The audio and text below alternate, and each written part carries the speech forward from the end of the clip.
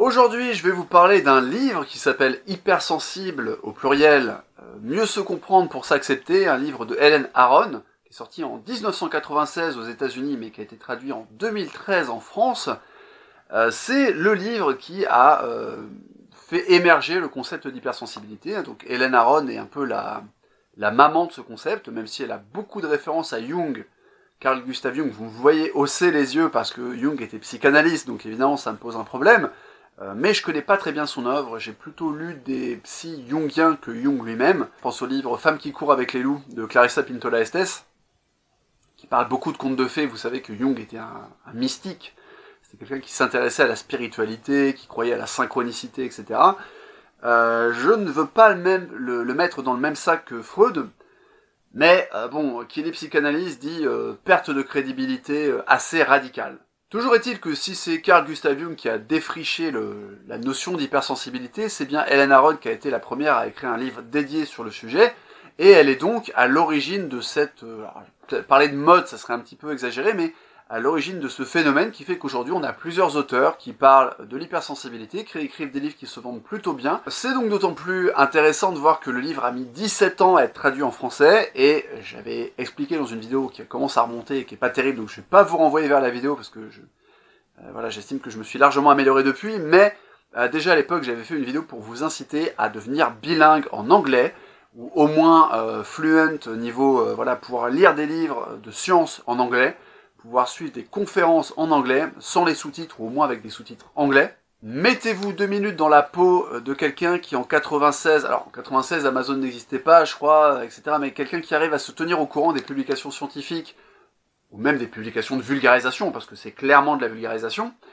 Imaginez, vous êtes un psy français ou un coach français, vous êtes mis au courant de l'existence de ce livre, vous le lisez en anglais, et vous êtes un des seuls, parce que le truc sera traduit 17 ans plus tard en français, vous pouvez écrire un livre sur l'hypersensibilité en français, vous pouvez créer un blog sur l'hypersensibilité avant que ça devienne à la mode. Imaginez l'avantage concurrentiel que ça vous donne. Il y a un certain nombre d'entrepreneurs plus ou moins connus qui ont réussi principalement parce qu'ils ont importé depuis les États-Unis quelque chose qui n'était pas encore en France. Ils ont eu le nez creux, comme on dit. Mais trêve de digression marketing, ce livre fait 360 pages de plein texte, auxquelles s'ajoutent une dizaine de pages de notes. Dans ce livre, les notes sont en fin d'ouvrage, elles ne sont pas en bas de page.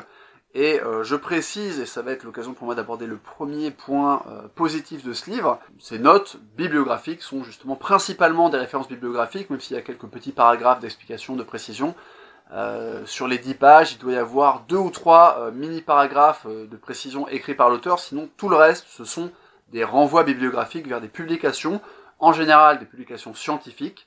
Donc le premier point positif que je veux mettre en avant sur ce livre, c'est le background scientifique. Je m'interromps 2 minutes parce que je vois que la lumière est en train de décroître sévèrement, et croyez bien que ça m'énerve un petit peu, donc je vous prie de m'excuser pour cette perte de luminosité qui va nuire à l'esthétique de cette vidéo. Même si je tourne pas en 4K, c'est pas une raison pour en rajouter. De toute manière, ce que je vais dire va principalement être audiophonique, donc je pense pas qu'il y aura beaucoup d'inserts dans la vidéo. Voilà, vous pouvez passer en mode podcast. Je parlais de background scientifique, je pense qu'il est plus rigoureux de parler d'étayage scientifique et de garder le mot background pour l'auteur elle-même qui a une formation donc de psychologue. Alors je sais pas exactement quel type de formation c'est, si c'est plutôt une école clinicienne, une école thérapie comportementale. À force de la lire et de voir ses références à Jung, je me dis que c'est sans doute une psychologue clinicienne très influencée par la psychanalyse. Ça c'est un mauvais point. Mais voilà, toujours est-il qu'on a une personne qui a son diplôme de psychologue, qui a produit tout un tas de références bibliographiques.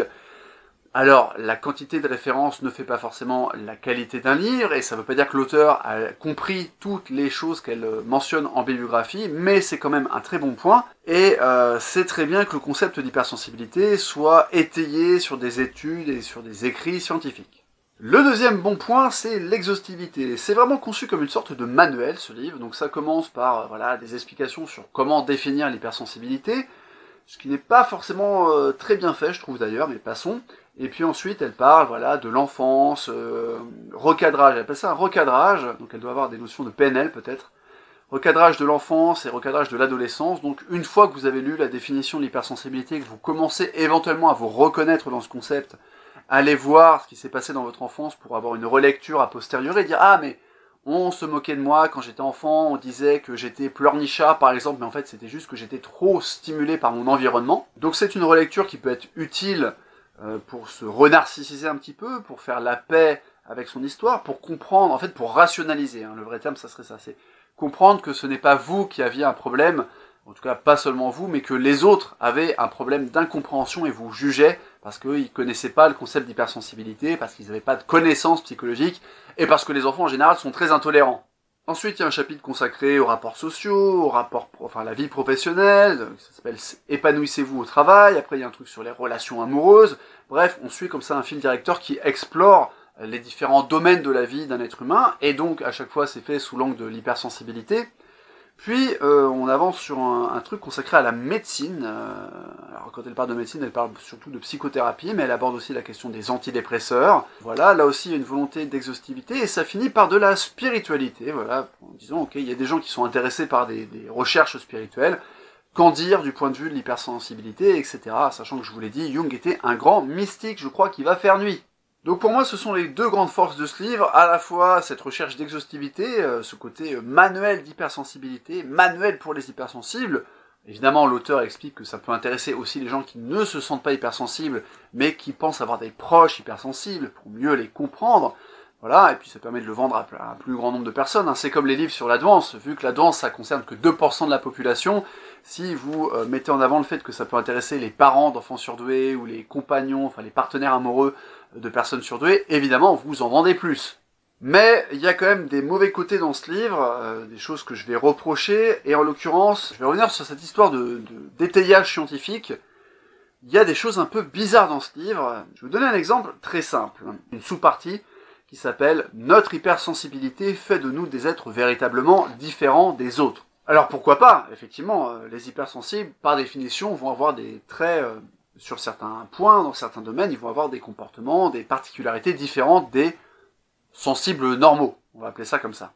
Donc elle liste 8 points différents, et ce qui est intéressant, c'est que sur, je vais pas dire de bêtises, 7 ou 6 de ces 8 points, il y a une petite note qui renvoie à la bibliographie, et ce sont des publications scientifiques. Donc en soi, on se dit, voilà, c'est super étayé, etc. Mais juste avant qu'elle fasse cette énumération, il y a une remarque très perturbante.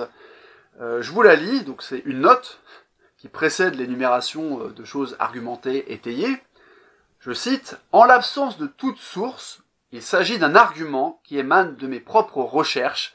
Dans le cas des études sur l'introversion ou la timidité, j'ai tenu pour acquis que la plupart des sujets étaient des hypersensibles. » Alors je veux pas faire mon zététicien hyper relou qui va chercher la petite bête, parce que je ne suis pas zététicien, et voilà, si on voulait chercher tous les petits trucs qui posent problème, la vidéo ferait à peu près 15 heures, mais je trouve cette formulation très bizarre, même si on prend en compte qu'il y a sans doute un problème de traduction, notamment sur le mot argument, qui à mon avis aurait plutôt dû être traduit par discussion, voilà, mais toujours est-il que le fait que l'auteur dise « j'ai pris des trucs qui parlaient des introvertis et j'en ai déduit, enfin je suis parti du principe qu'ils étaient tous hypersensibles, enfin que la plupart d'entre eux étaient hypersensibles », on se dit qu'il y a peut-être un petit problème d'espèce de biais de validation, que ce qu'elle appelle les hypersensibles soient majoritairement introvertis, c'est quand même raccord avec un certain nombre de théories. Et quand elle parle d'introversion, d'ailleurs je précise qu'on parle de l'introversion au sens du MBTI, les extravertis, ça leur donne de l'énergie quand ils vont socialiser, quand ils vont faire la fête, quand ils vont parler à des gens, quand ils vont en soirée,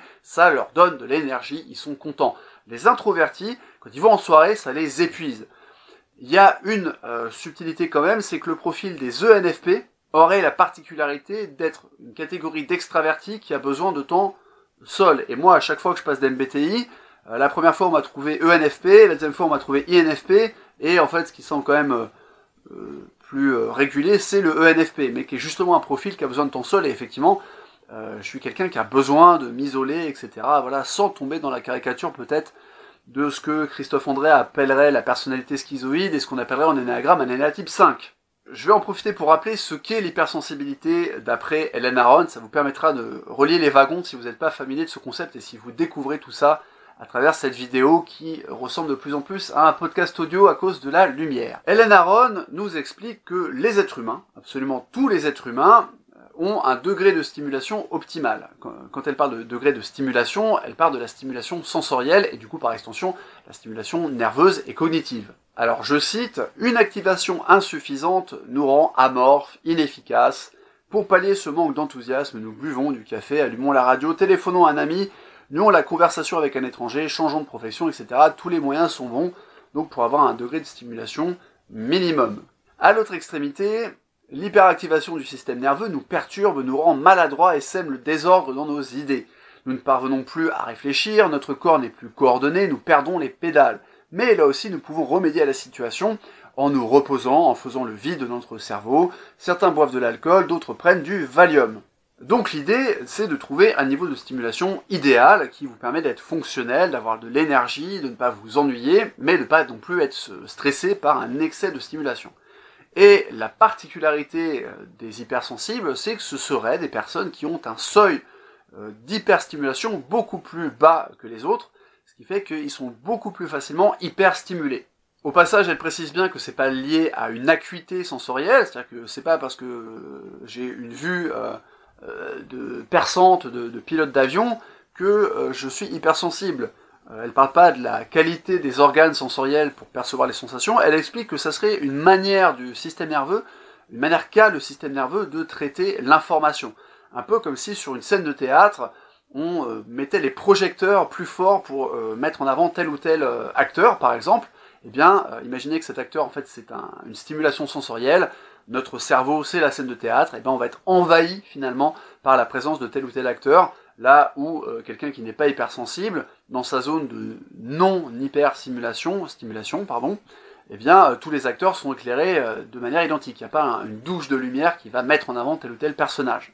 L'auteur explique aussi que c'est pas 100% des hypersensibles qui sont introvertis et que peut-être il y a des extravertis. Alors, je dis pas que c'est faux et je dis pas que c'est un effet Barnum, mais le fait qu'elle soit partie du principe qu'elle pouvait prendre des études qui portent sur les introvertis et en traduire ça en études qui portent sur les hypersensibles, je pense que ça pose un problème de méthodologie.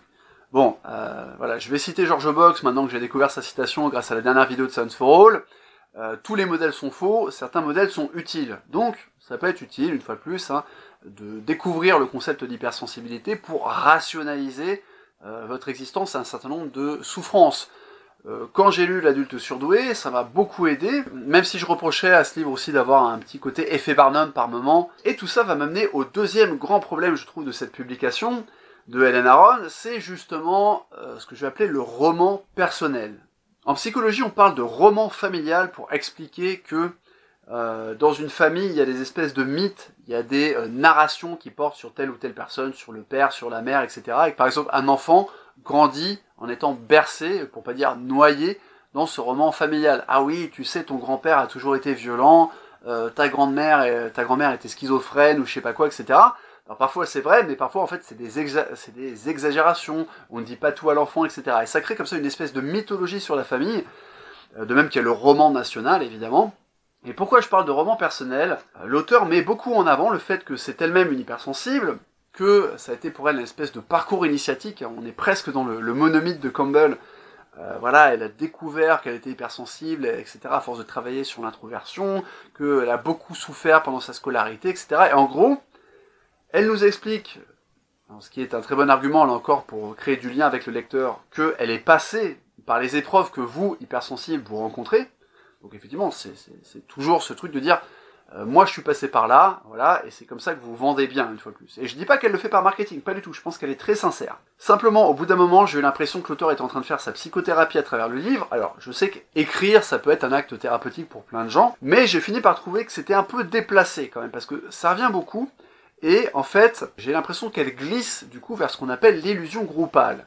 C'est-à-dire qu'il y a tout un discours qui est sous-jacent à ce livre, qui est un peu nous contre eux. Alors, quand je dis contre, c'est plutôt nous, pas comme eux, nous comprendre, eux pas comprendre, etc. C'est pas forcément qu'il y a une guerre, mais en fait, un petit peu quand même, parce qu'elle prend une métaphore qui malheureusement n'a pas l'air d'être une métaphore dans sa tête. Elle parle de la catégorie des conseillers royaux. Donc ce sont des magiciens, je crois, ou des sages, ou des prêtres, je sais plus le terme qu'elle emploie, pour désigner ce qu'elle appelle des conseillers royaux qui seraient opposés, je cite, à la caste des rois guerriers. Et elle explique que le monde actuel est dirigé par les rois guerriers parce que c'est l'extraversion qui est mise en avant. Alors ça c'est vrai que l'extraversion est quelque chose qui est valorisé, notamment dans les entretiens d'embauche. Clairement, quelqu'un qui est extraverti a un CV égal à celui de son concurrent introverti, bah, l'extraverti a plus de chances d'être embauché. Et d'ailleurs, si vous travaillez dans une start-up qui a un baby-foot, vous savez, il y a ce truc, ouais, on est une start-up et donc on a un baby-foot, si vous êtes quelqu'un qui a besoin de s'isoler pour se ressourcer, bah ça va être beaucoup moins bien accepté que si vous êtes le mec qui est toujours prêt à faire un baby-foot pendant la pause déjeuner. Elle dit, les cultures indo-européennes les plus durables, les plus fructueuses ont toujours fait appel à deux classes dominantes, les rois guerriers et les prêtres. Et là, vous avez reconnu les théories de Dumézil, qui sont repris même d'ailleurs par un mec qui a écrit un livre sur la mythologie des super-héros dans les comics, et qui reprend cette trinité entre le Bellatores, Oratores, et puis le paysan qui travaille la terre, quoi, en gros. L'argent, le guerrier et la noblesse de robe, enfin la noblesse religieuse, quoi. Et en fait, ce que je vais dire va peut-être vous choquer, mais je trouve que ça ressemble beaucoup à un discours sectaire. Alors, je sais que c'est un peu délicat, parce que une des raisons pour lesquelles j'ai lu ce livre, c'est parce que moi-même, je pensais être peut-être hypersensible. La deuxième raison étant tout simplement une raison professionnelle. C'est normal pour moi de lire des livres de psychologie, ça fait partie de mon taf. Mais voilà, le truc c'est que je trouve qu'il y a une très bonne intention de départ, voilà, populariser un concept qui aidera certaines personnes à mettre des mots sur ce qu'elles ressentent, donner des outils aux gens pour se renarcissiser, et pour embrasser finalement leur introversion et voir que ça peut être une qualité d'être introverti, en tout cas que c'est pas spécialement un défaut, pas plus que d'être extraverti. On peut dire que c'est un gros défaut d'être obligé tout le temps aller en soirée pour se recharger les batteries, quoi. Ça peut générer des comportements problématiques. Ça part d'une bonne intention, mais ça dérive dans un truc qui est à la fois très narcissique, moi pauvre petite fille, moi je, jusqu'à ce que je vous rencontre, hein. Et du coup, par extension, ça donne un truc un peu, voilà, ce que j'appelle l'illusion groupale. Enfin, c'est pas une expression qui est de moi, hein, c'est une expression que j'ai appris à l'université de psychologie, qui désigne les espèces de visions idéalisées qu'ont les groupes d'eux-mêmes, et ça peut toucher des groupes très différents. Ça peut être un groupe d'amis qui n'a pas de structure idéologique, etc., ou ça peut être un parti politique. Il y a ce truc d'illusion groupale, voilà, nous les républicains, nous sommes des gens moraux, nous les socialistes, nous sommes des gens vertueux, etc., alors que la droite c'est mal, ou que la gauche c'est mal, etc. Une illusion groupale qu'on trouve d'ailleurs dans certains ouvrages sur les surdoués aussi, soit dit en passant. Bref, je trouve que ça part en sucette, et à la fin du livre, quand elle commence à aborder la spiritualité, honnêtement, on dirait Jacques Pradel, quoi. Je parle très peu de spiritualité sur ma chaîne, et c'est pas un hasard, mais je suis pas opposé à la spiritualité, je fais de la méditation, etc., je rentre pas dans les détails, c'est pas forcément un truc que j'ai envie de mettre beaucoup en avant sur ma chaîne, mais il y a des spiritualités qui sont intéressantes, ok ? Voilà, il y a beaucoup de dérives sectaires dans la spiritualité, comme il y a beaucoup de dérives sectaires dans les entreprises, hein, je le rappelle, mais le truc c'est que là par exemple elle parle à un moment des anges, voilà, des anges et des miracles et de la synchronicité. Alors, la synchronicité, vu qu'elle est jungienne, admettons, mais tu fais un chapitre pour parler de la spiritualité et expliquer que les introvertis peuvent être intéressés par ce genre de recherche, parce qu'ils sont capables de s'introspecter plus que les extravertis qui fuient leur vie intérieure, par exemple. Ok, et tu prends comme exemple une meuf qui a eu une putain de rencontre mystique, genre, pour ceux qui ont vu le film qui s'appelle Le Visiteur, qui est tiré d'une pièce de théâtre, je crois, dans lequel Dieu rend visite à Freud, un soir où les nazis ont emmené sa fille Anna en garde à vue, elle a été prise par la Gestapo, je crois, mais elle va être libérée, ils vont partir après s'exiler en Angleterre, etc. Là, c'est pas Dieu, mais c'est pareil, c'est quelqu'un a frappé à ma porte, alors je lui ai ouvert, et j'ai eu un sifflement très puissant dans les oreilles, et je l'ai invité à dîner, et il est parti, mais le lendemain, j'avais un éveil spirituel, je ne sais pas quoi. C'est pas un très bon exemple de piste spirituelle, parce que là, c'est Jacques Pradel, quoi, tu vois, donc c'est mystère, quoi, attention, la maison qui saigne et tout, quoi. Il y avait des tas d'autres exemples à prendre pour dire à quel point la spiritualité peut être intéressante, notamment tout ce qui relève de la spiritualité non duelle, même si je pense que dans beaucoup de cas, la spiritualité n'est pas fonctionnelle. Je dis pas qu'elle est dysfonctionnelle, je dis qu'elle est pas fonctionnelle. Mais toujours est-il qu'elle a pris un peu les pires exemples. Bon, pour conclure, parce que j'ai du mal à conclure cette vidéo, je vous le cache pas, les bons points, je vous les ai dit, hein, c'est l'étayage scientifique, c'est le côté exhaustif qui fait vraiment de ce livre une sorte de manuel. Hein, vous voulez creuser sur la vie amoureuse sous l'angle de l'hypersensibilité, vous avez un chapitre sur la vie amoureuse, vous voulez faire la même chose avec votre vie professionnelle, il y a un truc sur la vie professionnelle, etc. Donc ça, c'est les bons points. Comme je l'ai dit, j'ai l'impression qu'il y a quand même un gros biais de confirmation de la part de l'auteur, voilà, mais j'ai pas été vérifié toute la bibliographie, faut pas déconner. Donc, à prendre avec des pincettes quand même. Autre mauvais point que j'ai pas mentionné, à côté du roman personnel, à côté d'illusion groupale, et de l'espèce de délire spirituel sur les conseillers royaux, que je trouve vraiment dommageable. Le truc, c'est que c'est pas écrit d'une plume flamboyante, et qu'il y a en plus un côté, ce qu'il y a en fond, ce truc du roman personnel, du moi je suis passé par là. Je vais peut-être passer pour quelqu'un qui est tout sauf hyper insensible justement, et qui est dépourvu d'empathie, mais je trouve ça un peu pleurnichard en fait. Ce n'est pas parce que vous êtes sensible, et même hypersensible, et je parle de moi, ça. Ce n'est pas parce que je suis hypersensible, si je me fie en gros à ce que dit l'auteur, qui est à prendre avec des pincettes là encore, ce n'est pas parce que je suis hypersensible que je passe mon temps à gémir, à me plaindre, à pleurer, etc. Je pense qu'il y a une question de personnalité individuelle, et c'est pour ça que je vous le dis, compte tenu du fait que les hypersensibles, d'après l'auteur, représentent 20% de la population humaine, vous imaginez bien que ça peut pas faire un groupe homogène. Donc on revient une fois de plus à ce que je vous dis souvent quand je parle de politique, il y a un individu, vous n'êtes pas résumable à des catégories sociales, les oppressés ceci, les racisés cela, les hypersensibles, introvertis cela. Il y a de la place pour de la variation individuelle, et je pense que évidemment le livre est très reflète beaucoup la personnalité de l'auteur, indépendamment de son hypersensibilité ou de son introversion. On pourra quand même lui reconnaître le fait d'être très bien structuré, hein, c'est bien organisé, voilà, donc je pense que si vous êtes psychologue, si vous êtes même un psychiatre, je pense pas qu'il y ait beaucoup de psychiatres qui aient le temps de regarder des vidéos YouTube et surtout pas ma chaîne, mais si toi tu es psychiatre et tu passes par ici, je t'invite à lire ce livre, ne serait-ce que pour faire la différence avec certains de tes collègues et avoir une nouvelle grille de lecture, et peut-être ne pas tout le temps te dire que si quelqu'un est hypersensible à la douleur, elle est victime de, je trouve plus le mot, la maladie de Woody Allen dans tous ses films, d'hypocondrie. Pour ma part, ce livre ne sera jamais dans un de mes top de livres en développement personnel, clairement pas. Après, je pense que pour un professionnel, c'est une lecture utile, recommandée, je vais pas dire obligatoire, ça dépend de votre cible en fait, ça dépend de vos patients, ça dépend de vos clients. Et puis, si vous n'êtes ni coach, ni psychologue, ni psychiatre, bref, vous n'êtes pas dans l'accompagnement des personnes, vous le lirez si vous avez envie, vous le lirez si vous pensez que vous êtes concerné par ce sujet. Normalement, si c'est le cas, vous n'avez pas besoin de tomber sur ma chaîne et sur cette vidéo pour voilà, découvrir le concept. Il y a des gens qui se sont fait une spécialité de parler d'hypersensibilité sur des blogs, etc.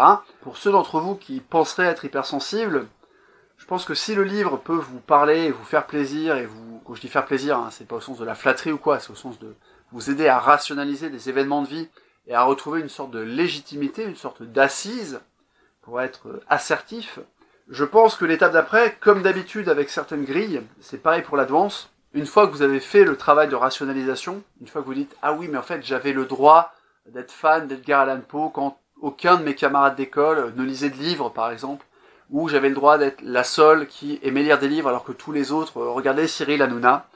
Une fois que vous avez fait ce travail de retrouver votre légitimité et votre assise, l'étiquette hypersensible n'a plus vraiment d'importance. Et vraiment, c'est un truc que moi j'ai vécu avec la danse, par exemple. Vous comprenez plein de choses, vous avez l'impression que ça jette une lumière nouvelle sur votre vie, et puis après vous passez à autre chose, parce que voilà, vous avez compris votre légitimité, et puis vous continuez d'avancer, et vous ne vous cramponnez pas à cette étiquette. Je ne dis pas qu'il faut avoir aucune étiquette, je dis que certains modèles sont plus utiles que d'autres, et quand je veux dire qu'ils sont plus utiles, c'est aussi qu'on peut les porter avec soi plus longtemps, et apprendre de ces étiquettes, apprendre de ces modèles théoriques plus longtemps. Et en l'occurrence, par exemple, je pense en disant ça à l'énéagramme. Voilà, je vais m'arrêter là pour aujourd'hui. Prenez soin de vous, prenez soin du monde, ça peut servir.